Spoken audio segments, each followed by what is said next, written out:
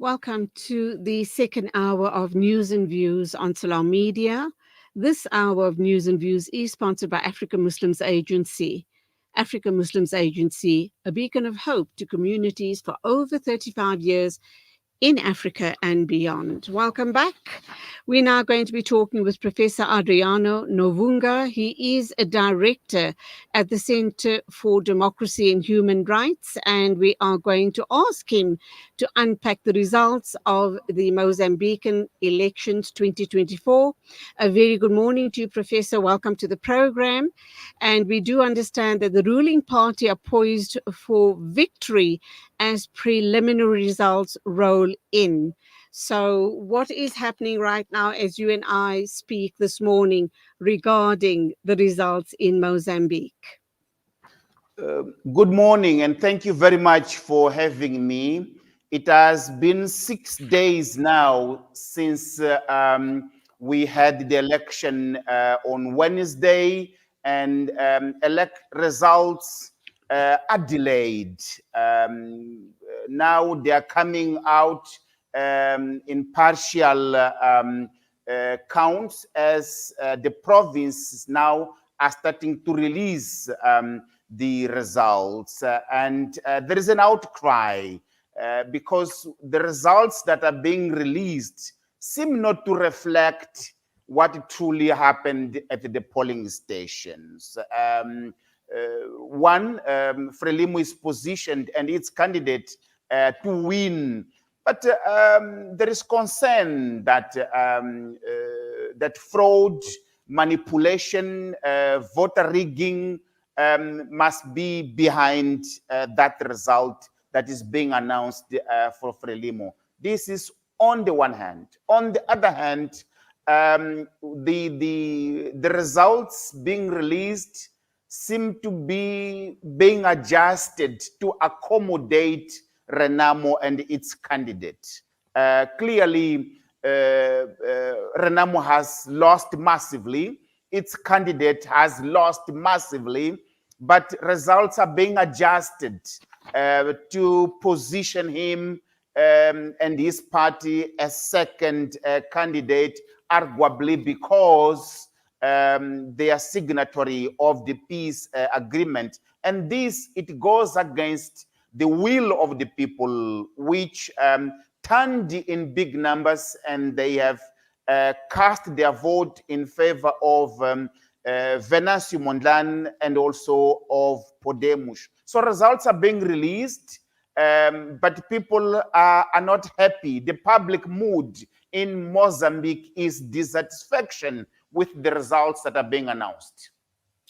Do you suppose that once the final results have been announced, that there will be calm and peace and in general accepted by the people of Mozambique?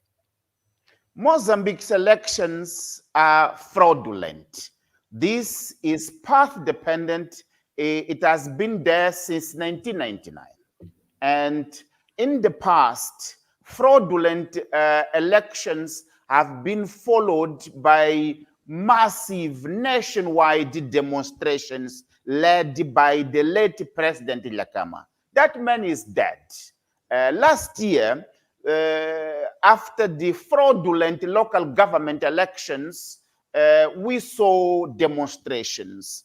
But since Renamo is now in a pact with Frelimo, Renamo is the former rebel movement, the capacity to organize nationwide demonstration has diminished significantly, regardless of the young people that are unhappy and they have turned up. But because the police last year, it met those young people with fury, attacking them, shooting to kill, beating them up, and targeting human rights defenders and democracy defenders that were seen as protesting for electoral justice.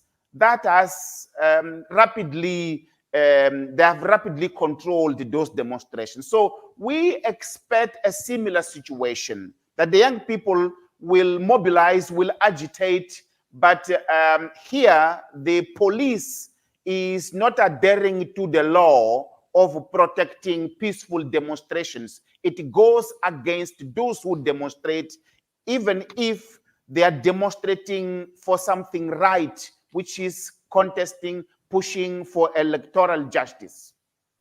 Okay, we understand that the Commonwealth Observer Group has pleaded for calm as the results come through, but already you have indicated that it doesn't seem that it was fair across the board.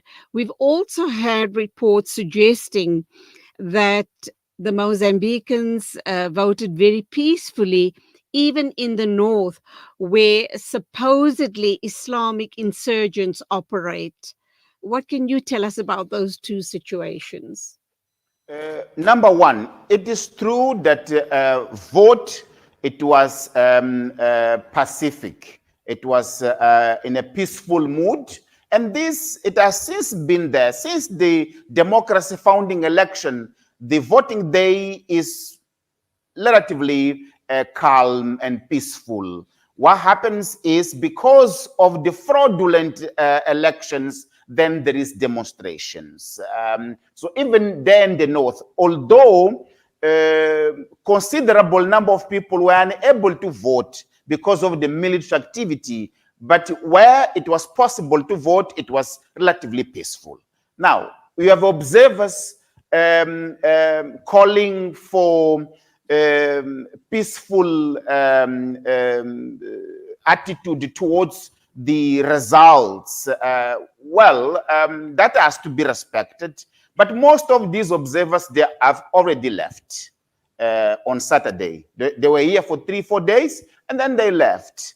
They were looking at the general aspects around the freedoms and rights of the people to exercise their vote, but not looking at the substance of the election results, which got to be changed after the observers have left. And the Mozambican people are the ones who bear the consequences of fraudulent elections, as the situations of poverty, the corruption, etc., which is perpetuated after every election. So though their call is respected, but it is up to the people of Mozambique, particularly the young who are unemployed, who cannot make their ends meet, who are in a situation of hopelessness, to react to the results, which, as I've indicated, there's massive evidence of rigging, manipulation, and fraud. Okay, so it seems as if the observers have left at the wrong time. But I suppose it wouldn't make any difference whether they are around or not regarding the results. It's still going to possibly cause a lot of dismay amongst the young people. Let's look at, and of course, as you talking with me, it seems as if it's already a done and dusted deal between Renamo and Frelimo. What were the promises made by the two separate parties? And do you think that they'll deliver on those promises? Election promises, of course. Not much was promised. Mozambique, unfortunately, is in its worst socioeconomic crisis since the signing of the 1992 peace agreement, because of greed of the ruling elites and corruption, grand corruption that is sitting in between the natural wealth of the country and the prosperity for the people of Mozambique. The campaign was relatively peaceful. We saw a new independent candidate coming in, and he was speaking the language of suffering of the people. But if you look at the policies, not much was really promised. because it is not about policies that is stopping the people of Mozambique from moving into prosperity. It is greed by the elites.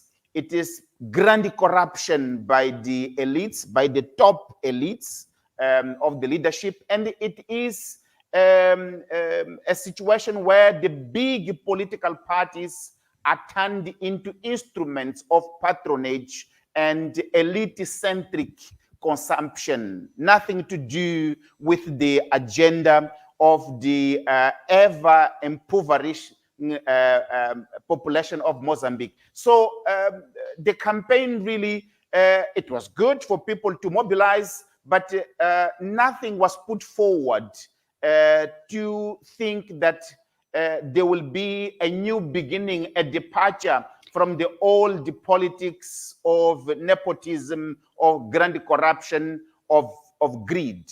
So this is the reason Well, why. Professor, we've got to leave it there. But can I tell you something? I'm making a general statement here. You could be talking about South Africa and other countries where the elite and the power hungry are so power hungry that they'll do anything to remain in power and put their filthy, get their filthy paws on the money that rightfully and resources that rightfully belong to the people. So you could be talking about South Africa or any other country around the globe, I suppose.